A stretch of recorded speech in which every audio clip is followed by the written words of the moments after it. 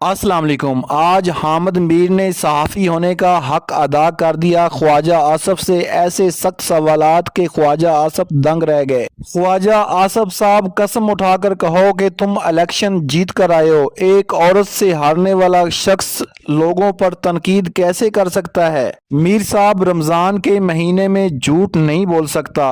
Election ہار چکا تھا مگر باجوہ کا فون آیا اور سب اچھا ہو گیا۔ بس یہ کہنا تھا ناظرین، حامد میر کا پارا ہائی ہو گیا۔ خواجہ آصف کی ایسی بولتی بند کی، ایسی بولتی بند کی کہ لائیو شو میں لاجواب ہو گئے۔ آئیے ناظرین پہلے یہ سنسنی خیز ویڈیو دیکھتے ہیں، پھر اس پر بات کریں گے۔ چینل کو سبسکرائب لازمین کر لیں اور بیل آئیکن کو بھی پریس کر لیں۔ یہ آپ سے ملنے والی محبت اور پیار ہے، اس کا میں شکر گزار۔ اچھا، اب خواجہ صاحب یہ بتائیں کہ عمران خان صاحب جب وزیر اعظم تھے تو وہ بار بار کہتے تھے یہ جو خواجہ آصف ہے یہ آرمی چیف کو فون کرتا تھا الیکشن کی رات کو، اور پہلے یہ ہار رہا تھا پھر یہ جیت گیا۔ دیکھیں، میں نے 3 بجے قریب 45 مختلف اپنے رزلٹ جو ہیں، جو یہ جس طرح یہ سفید کاغذ ہے اس کے اوپر کاغذ سے رزلٹ تھے، وہ میرے پاس ابھی بھی پڑے ہوئے ہیں رزلٹ، اور میرے پاس وہ میسج بھی موجود ہے، میں نے جنرل باجوہ کو بھجوائے۔ میں نے کہا یہ رزلٹ مجھے مل رہے ہیں، فارم 45 پہ نہیں مل رہے، اور ہمارے سارے پولنگ اسٹیشنز کے اوپر تقریباً لوگوں کو باہر نکال دیا گیا ہوا ہے۔ تو یہ اس رزلٹ کے آپ ایکسپیکٹ کرتے ہیں کہ ان کے نتائج کو تسلیم کیا جائے گا۔ تو مجھے انہوں نے آگے سے اسی پہ میسج پہ ہی واٹس ایپ کے جواب دیا، میں نے واٹس ایپ پہ بھجوائے، واٹس ایپ پہ ان کا جواب آیا، انہوں نے کہا don't worry, there is no need to worry یا ڈونٹ وری اباؤٹ اٹ، اس طرح کی کوئی انہوں نے بات کی۔ خیر اس وقت ابھی رزلٹ کمپلیٹ نہیں ہوا تھا، جو ہے فائنل کاؤنٹ جب صبح 9 ساڑھے 9 بجے جا کے ختم ہوئی۔ میر صاحب میں نے وہاں پہ جو ہے اللہ کے فضل سے میں نے 6 الیکشن جو ہے لڑے ہوئے ہیں۔ نارملی 8:30 9 o'clock پہ رزلٹ جو ہے کمپلیٹ ہو جاتا ہے، شہر کی ہے نا، کون سے دور دراز سے آنا ہے، 20 منٹ 30 منٹ کے ریڈیس کے اندر جو ہے سارے پولنگ اسٹیشن ہوتے ہیں۔ تو وہ صبح 9:30 بجے جا کے جو ہے ان کے پاس رزلٹ انہوں نے کمپائل کیا، 11 بجے قریب جا کے اناؤنس کیا، اور میں ایک بڑے تھن مارجن سے میں جیت گیا۔ جو بھی اس رات واردات ہوئی وہ پرہیپس کچھ پولنگ اسٹیشن جو تھے یا کچھ یونین کونسلز ایسی تھیں جن پہ ان کا خیال تھا کہ واردات کرنے کی ضرورت نہیں ہے، یہ ویسے ہی آ جائے گا وہاں پہ۔ یعنی جو میری آبائی محلہ ہے جو ہے، آپ شالکوٹ کو جانتے ہیں، اور جہاں پہ میری عزیز اور رشتہ داری ہے جہاں پہ، وہاں پہ اس پہ جو ہے جہاں پہ میں 1200 1300 1500 پہ ایک یونین کونسل سے جیتا تھا، وہاں پہ میں 1500 1600 پہ مجھے ہرا دیا گیا۔ بہرحال that is part of the history. اللہ نے مجھ پہ کرم کیا، مہربانی کی کہ میں ایک تھن مارجن سے پھر بھی جیت گیا، لیکن اس میں مجھے جنرل باجوہ صاحب نے کوئی ہیلپ نہیں کی، تسلی ضرور دی تھی۔ 3 بجے میسج تو آ یہ گیا۔ عمران خان صاحب کو کیسے پتہ چلا آپ کی جو کمیونیکیشن تھی جنرل باجوہ کے ساتھ؟ عمران خان کو نہیں، میں نے خود بتایا۔ اچھا، آپ نے خود بتایا؟ میں نے ٹیلی ویژن اس پروگرامز میں کہا ہوا ہے کہ میں نے اس رات جو ہے اپنا یہ بتایا تھا اور میرے ساتھ یہ ہوا تھا، میں نے خود بتایا ہوا ہے، اس میں کوئی چھپانے والی بات نہیں۔ مجھے میرا مطلب ہے مجھے پتا تھا مینیج کہاں سے ہو رہا ہے، تو میں نے ان کو شکایت کرنی تھی نا، میں اس کو ساکن نثار کو تو شکایت وہ مینیج کر رہے تھے، وہ 2018 کے الیکشن کو مینیج 100% مینیج کیا تھا۔ ہاں، میں ایک اور بات بتاؤں، جو لسٹ بنی ہوئی تھی ہرانے والے میں، ان میں میرا پہلے نام تھا، اور وہ بھی میں نے جو ہے احتجاج کیا مختلف کوارٹرز کو کہ آپ نے جو لسٹ بنائی ہوئی ہے ان میں یہ نام ہے، آپ لوگوں نے ہرانا ہے ہمیں۔ ایوری تھنگ واز، اچھا تو وہ صرف اتمام حجت کے لیے، اچھا صرف اتمام حجت کے لیے۔ باقی انہوں نے ایک جو کیا کہتے ہیں، جو ایک سیٹ کیا ہوا تھا سارا جو ہے موشن جو ہے، اس کے مطابق جو کچھ ہمارے ساتھ ہو رہا ہے۔ انہوں نے بھی تو اتمام حجت کیا نا، انہوں نے پہلے آپ کی پارٹی کے ساتھ ڈیل کرنے کی کوشش کی 2018 کے الیکشن سے پہلے، تو وہ ڈیل کیوں نہیں ہوئی؟ دیکھیں جی، آپ کی بات درست ہے، ہمارے ساتھ ان کی بات چیت چلتی رہی، میرا خیال ہے شاید عباس صاحب کے ساتھ بھی بات ہوگی، وہی کنفرم کر سکتے ہیں، شہباز شریف صاحب کے بھی ساتھ بات ہوئی، میرے ساتھ بھی بات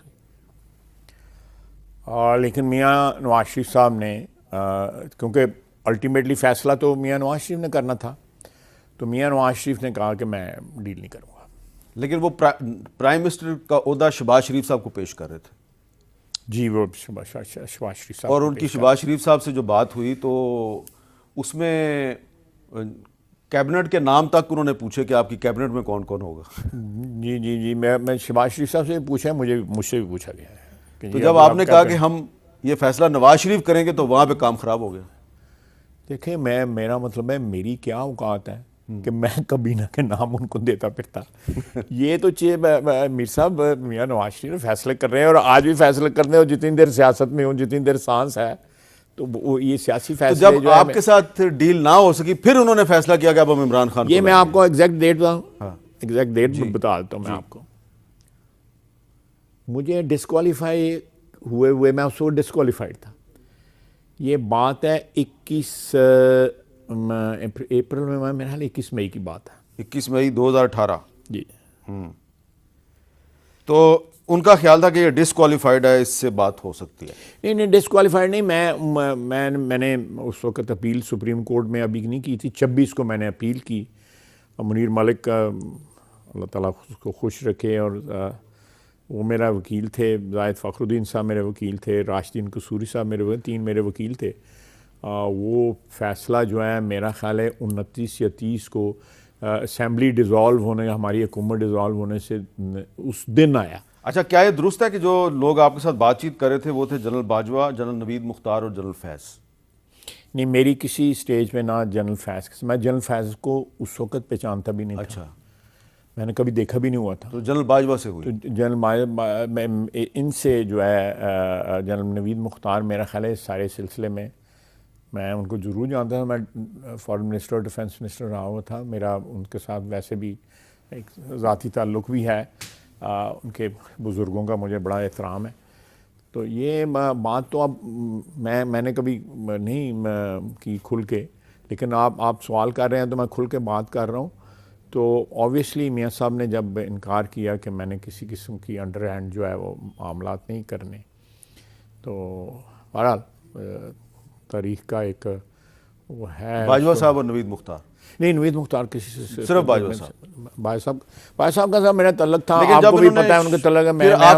میں ان کا احترام کرتا ہوں, میرے لیے جو ہے ایک ذاتی تعلقات کی بنا پہ. بہرحال انہوں نے ایک انسٹیٹیوشن نے اس وقت ایک کیا کہتے ہیں وہ آش لگانے کو کیا کہتے ہیں, لگانی تھی, انہوں نے لگا دی.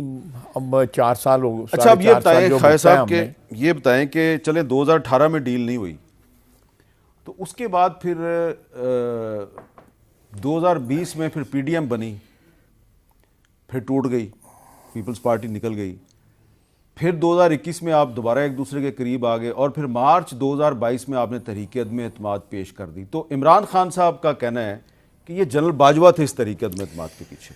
میں اس چیز کو میں جہاں تک میں اس میں انوالو نہیں تھا, اس ساری مسئلے کے اندر جو ہے. میں یہ جو ہمارے 2-3 دوست ہماری پارٹی کی طرف سے, سعد رفیق صاحب ہیں, ملک احمد خان صاحب ہیں, اور 2-3 دوست جو تھے, میرا خیال ہے کہ سردار ایاز صاحب تھے, 4-5 لوگوں کی ٹیم تھی. میں اس میں قطعی طور پہ انوالو نہیں تھا. جو میں جناب باج صاحب کے ساتھ جو بات کی ہے وہ بھی ایک ذاتی تعلق کی وجہ سے, کیونکہ آپ کو ایک دھچکا مل چکا تھا جو ایکسٹینشن ہوئی تھی جنرل باجوہ کی, اس دور میں آپ کو کافی دھچکا. میں اس پہ بھی آتا ہوں. تسی سارے جڑے ہے نے منو گلے تھا کھلارن لگے, چلو کوئی نہیں. وہ جو میرا ان کے ساتھ جنرل باج صاحب کے ساتھ جو تعلق ہے نا, وہ ان کے بزرگ جو ہے نا, وہ میرے لیے بڑے بھائی کا ان کا تعلق ہے. ناظرین, آپ بتائیں کہ خواجہ آصف جو گفتگو کر رہے ہیں یہ حقیقت پر مبنی ہے یا یہ ان کی ایک سیاسی چال ہے؟ کیا یہ واقعی ریانہ دار سے ہار چکے تھے یا یہ اسمبلی میں الیکشن جیت کر آئے ہیں؟ اپنی رائے کا اظہار کمنٹ سیشن میں ضرور کیا کریں. آپ کی رائے ہمارے لیے بہت زیادہ اہم ہوتی ہے اور آپ کو اپنی رائے کا اظہار کرنا بھی چاہیے. شکریہ. 1972-73 کی میں بات کر رہا ہوں. That's very long time, that's a life time. تو مجھے ان کا ساری فیملی کا مجھے بڑا احترام ہے. میرے لیے وہ اپنے گھر والی. اچھا, میں دوبارہ پھر ماضی میں جاؤں گا. یہ بات درست ہے کہ جو شوکت خانم کینسر ہاسپٹل ہے اس میں آپ کے والد جناب خواجہ محمد صفدر صاحب کے نام پہ ایک کمرہ وہاں پہ ہے؟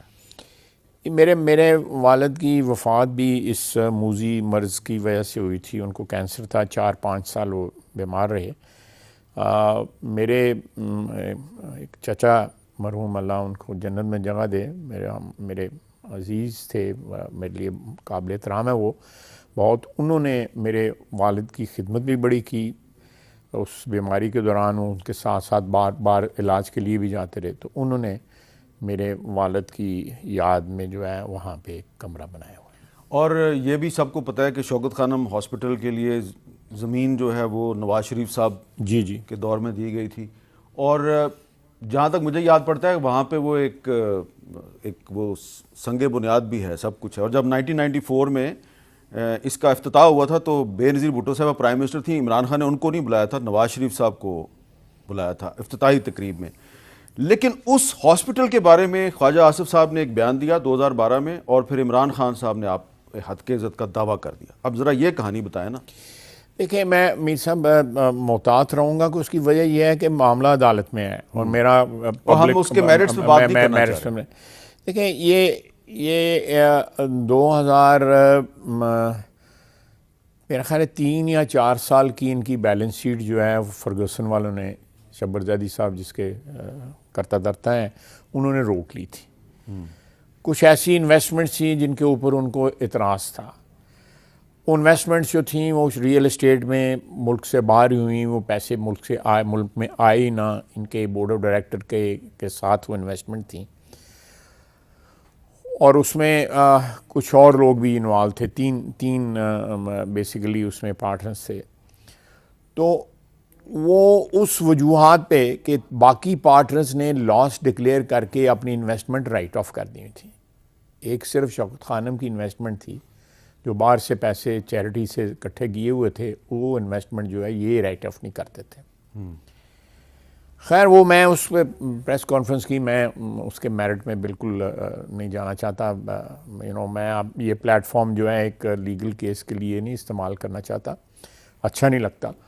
اور اس کے بعد جو ہے میں نے وہ ان کی بیلنس شیٹ سے, آج بھی مجھے یاد ہے 43.6 جو کلاز ان کی بیلنس شیٹ کی تھی, وہ سارا ایکسپلین کرتی ہے. 2008 کی بیلنس شیٹ تھی یا 2009 کی, مجھے یاد نہیں ہے صحیح طرح.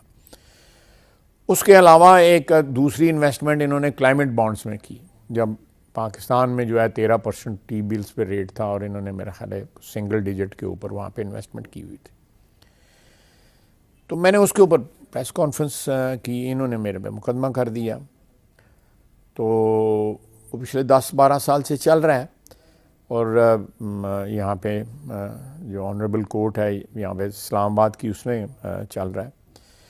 تو اس میں جرا ہو رہی ہے. میرے خیال ایک اور تاریخ ہے, میرے وکیل, ان کے تاریخ وکیل بھی حاضر نہ ہوئے. میرے وکیل جو ہے ان کے گھر کے اندر جو ہے ان کی بچی کی جو ہے وہ نیس کی جو ہے وہ کو منگنی تھی, جس کی وجہ سے انہوں نے اپنے آپ کو ایکسکیوز کیا تھا. تو یہ مسئلہ جو ہے میں سمجھتا ہوں کہ اس میں قطعی طور پہ شوکت خانم نے ایک ایز ادارے کے طور پہ اس کے اوپر میں نے کوئی کسی اٹیک نہیں کیا, لیکن اس کے لیے جو لوگ خیرات دیتے ہیں, زکوٰۃ دیتے ہیں, ان کو ہینڈل کرنے کے اوپر جو ہے نا, میں نے کہا کہ اس کی جو ایک تقدس ہے اس. آپ کا بھی یہی خیال ہے کہ شوکت خانم کو بطور ایک ہاسپٹل ہمیں اپنی سیاسی بیان بازی کا نشانہ نہیں بنانا چاہیے, بالکل قطعی طور پہ نہیں بنانا چاہیے. میں تو اس کریکٹر پہ یا اس میں پہ کہ اگر میرے پاس امانت ہے کسی کی جو میں نے اس نے خیرات کے لیے مجھے دی ہے, کسی نے بھی, آپ نے مجھے پیسے دیے ہیں کہ یار صاحب دونوں سیالکوٹ سے ہمارا تعلق ہے, آپ کہیں جی سیالکوٹ میں جا کے فلاں چیز کے اوپر یار یہ پیسے جو ہے خرچ کر دینا. اب میں اس کو کہیں ریئل اسٹیٹ میں جا کے سیالکوٹ کے ذریعے جا کے پلاٹ لے لا ہوتا, کوئی مقصد ہی فوت ہو جاتا ہے نا. اور بجائے آپ کہیں جی وہاں پہ جا کے جی آپ فلانے ہاسپٹل کو دے دیں سیالکوٹ میں جو ہے پیسے, میں وہاں پہ ریئل اسٹیٹ کا. اچھا, اور اس میں کیس عمران خان صاحب نے آپ پہ کیا ہوا ہے, آپ نے نہیں کیا ہوا؟ نہیں, انہوں نے کیا ہوا ہے. اور پھر یہ کہتے ہیں 2015 میں جو ہے جو پیسے واپس آ گئے, وہ اب وہ ایک علیحدہ وہ ہے ٹاپک ہے, وہ لازمی طور پہ عدالت میں اٹھایا جائے گا کہ وہ پیسے کس طرح آئے, کہاں سے آئے, اس دوران کیا ہوا. 2019 میں آپ کی پارٹی نے، پیپلز پارٹی نے، تحریک انصاف نے، بہت سی پارٹیوں نے مل کے جنرل باجوہ کی مدت ملازمت میں توسیع کا فیصلہ کیا، پارلیمنٹ سے قانون بھی منظور کروایا، اور اس کے کچھ مہینوں کے بعد آپ 2020 میں آپ گرفتار ہو گئے. یہ کیا چکر تھا؟ دیکھیں وہ فرمائشی پروگرام تھا. عمران خان صاحب ڈے ون سے، بلکہ ان کے بڑے قریب کے لوگ کہتے تھے، اسمبلی میں بھی جو قریب تھے، جو باہر بھی قریب تھے، کہ تم جس دن تقریر کرتے ہو نا اسمبلی میں، اس دن رات کو وہ شور مچا دیتا ہے کہ اینو پھڑو، یہ دیکھو یہ پھر اس نے اسمبلی میں یہ کہا ہے، یہ پھر یہ. میرا اپنا خیال ہے میر صاحب، وہ انگریزی میں کہتے ہیں نا، تھوڑا سا سیاستدان کو تھک سکنڈ ہونا چاہیے. اگر اس کی چمڑی سے جو ہے وہ پتلی ہے، تھن سکنڈ ہے، تو سارا دن بے چین ہی رہے گا. کیونکہ ہمیں، آپ نے بھی ہمارے میں لتاڑنا ہوتا ہے، عوام میں بھی کرٹیسزم ہو رہا ہوتا ہے جو جائز ہے، اور سیاستدان کو برداشت کرنا چاہیے. جو ہے یہ، اگر وہ کیا کہتے ہیں، پاس کر نہیں تو برداشت کر، بسوں کے پیچھے لگا ہوتا نا، پاس کرنے تو برداشت. جی ناظرین اکرام، آپ نے خواجہ محمد آصف کی گفتگو سنی اور ساتھ میں حامد میر کے سوالات سنے. ناظرین فیصلہ تو آپ نے کرنا ہے کہ کیا خواجہ آصف جو ہیں وہ حقیقت کے مبنی بات کر رہے ہیں یا وہ کوئی سیاسی ڈرامہ کر رہے ہیں. کیونکہ آپ کو پتہ ہے کہ خواجہ آصف جو ہے ریانہ دار سے الیکشن ہار چکے تھے، اس کے باوجود بھی ان کو باجوہ نے جتایا، کیونکہ یہ باجوہ کے کافی قریب تھے اور ان کے کافی معاملات جو تھے باجوہ کے ساتھ بہتر تھے، اس لیے ان کو جتایا گیا، ورنہ یہ الیکشن ایک خاتون سے ہار چکے تھے. ناظرین، ہارا ہوا شخص دوسروں پر جب تنقید کرتا ہے تو یہ پاکستان کی بدقسمتی ہے. کیونکہ ایک تو تم الیکشن ہارے، پھر آپ نے عوام کے الیکشن پر ڈاکہ ڈالا، اس کے باوجود آپ جب اسمبلی میں تقریر کرتے ہو تو اپوزیشن کو غیر اخلاقی گفتگو آپ اپوزیشن کے ساتھ کرتے ہو، تو یہ نامناسب ہے. ناظرین، خواجہ آصف کافی بزرگ سیاستدان ہیں اور کافی عرصے سے یہ پاکستان کی اسمبلی میں موجود ہیں. اس کی وجہ یہ ہے کہ جو بھی وقت کی اسٹیبلشمنٹ ہوتی ہے اس کے ساتھ ان کے تعلقات اچھے ہوتے ہیں، اسی لیے یہ یعنی کہ اسمبلی میں موجود ہیں. مگر رانا ثناء اللہ صاحب اس دفعہ آپ کو پتہ ہار گئے تھے فیصلہ آباد میں.